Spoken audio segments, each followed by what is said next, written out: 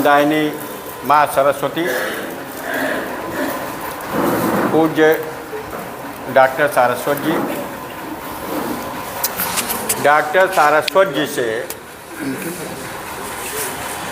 विगत अनेक वर्षों से हमारा परिचय रहा। सन 1972 में मैं यहाँ राजा कॉलेज के विद्यार्थी हुआ। तब मानस मेला और हिंदी सभा के कार्यक्रमों में आने से परिचय हुआ। उसके बाद सन 1982 में विद्या भारती के सरस्वती शिशु मंदिरों में सेवा करने का अवसर प्राप्त हुआ। उसमें 82 से 83 से 86 तक मुझे बिस्वा में रहने का अवसर प्राप्त हुआ और मेरा सौभाग्य रहा कि मैं इनके मकान के पास कैथी टोला में ही मेरा आवास रहा। इसलिए आदरणीय डॉक्टर साहब के पूज्य पिताजी श्री उमादत्त सारस्वत जी और इनके चाचा सुनील जी के श्री रमेश दत्त सारस्वत जी, उनका भी सानिध्य मुझे बिस्वा में प्राप्त हुआ। बिस्वा में एसएडी इंटर कॉलेज में दोनों लोग अध्यापक थे। वहाँ पर वार्षिक उत्सव एसएडी में उस समय प्रत्येक वर्ष होता था और उसमें शिशु मंदिर से जो सांस्कृतिक कार्यक्रमों की टीम जाती थी, उस टीम को ले जाने का अवसर मुझे प्राप्त होता रहा। इसलिए मुझे उन सब का सानिध्य वहाँ प्राप्त हुआ। इधर भाई सुनील सारस्वत जी यह शिशु मंदिर योजना में 1984 में लखीमपुर आए।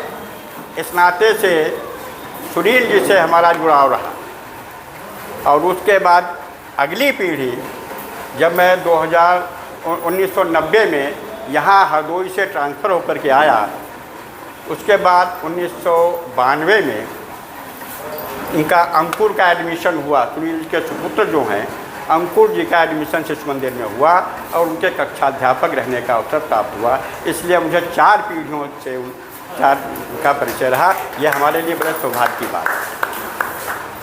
डॉक्टर साहब अनेक गुणों की खान थे। कुछ मैं उनके जो अपने अनुभव बता रहा हूँ। हमारे विद्यालय में, विद्यालय के बाहर जो हमारे विद्यालय का बोधपट है, उस पर एक बढ़िया सांस्कृतिक वाक्य लिखा होता था, बोधवाक्य। डॉक्टर साहब जब निकलते थे तो उस बोधवाक्य को पढ़ते थे और पढ़ने के बाद अगर उनको उसमें कुछ कमी लगती थी तो विद्यालय आते थे और कहते कि किसने लिखा है, तो उसको बुला के बताते थे कि इसमें ये कमी है या आप ठीक कर लीजिए। किसी को नहीं बताते थे, उसी व्यक्ति को बुलाते थे, उसी को बताते थे।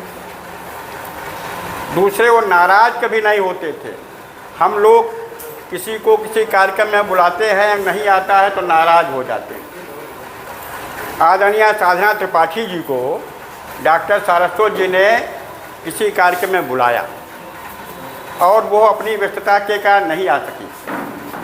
उसके बाद अगले कार्यक्रम जब वो आई तब उन्होंने डॉक्टर साहब से क्षमा याचना की और अपनी समस्या बताई कि इसलिए मैं नहीं आ सकी। तो डॉक्टर साहब ने बड़े सरल भाव से कहा, अरे इसमें क्या बात, अरे मेरा काम तो सूचना देना है, वो काम हमने किया। अब आपके सामने घर गृहस्थी को चलाने का भी काम है, विद्यालय भी जाना होता है, सामाजिक गतिविधियों में भी आप रहती हैं, किसी कारण से नहीं आ पाई तो कोई बात नहीं, अरे अगले कार्यक्रम में आना, ये तो चलते रहता है। कतई वो नाराज़ नहीं हुए। तो ऐसे डॉक्टर साहब, उनका समय समय पर हमें सानिध्य प्राप्त होता रहा।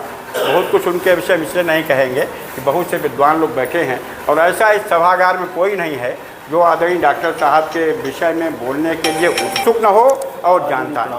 इसलिए बहुत बहुत धन्यवाद आदरणीय महामंत्री जी को, जिन्होंने बुलाया, समय दिया, इसके लिए उन्हें कोटशः नमन, वंदन, अभिनंदन। बहुत बहुत